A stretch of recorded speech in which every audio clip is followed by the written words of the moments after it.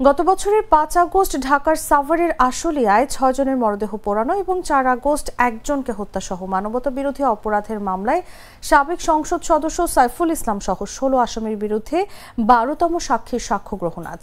মঙ্গলবার tribunal ২-এর chairman বিচারপতি মোহাম্মদ নজরুল ইসলাম চৌধুরী নেতৃত্বাধীন ৩ সদস্যের বিচারিক প্যানেল তার জবানবন্দি গ্রহণ করবেন।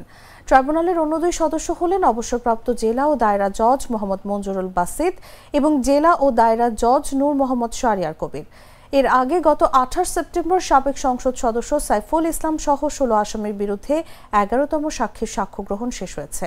এর মধ্য দিয়ে ৭ম দিনের সাক্ষ্য গ্রহণ শেষ হয়। এরপর পরবর্তী সাক্ষ্য গ্রহণের জন্য ৭ অক্টোবর দিন ঠিক করেন আদালত।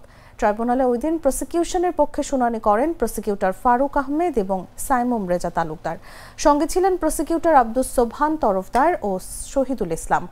এই মামলায় মোট আসামি ২৬ জন। তাদের মধ্যে ৮ আসামিকে গ্রেফতার করা হয়েছে, বাকি ৮ আসামি পলাতক।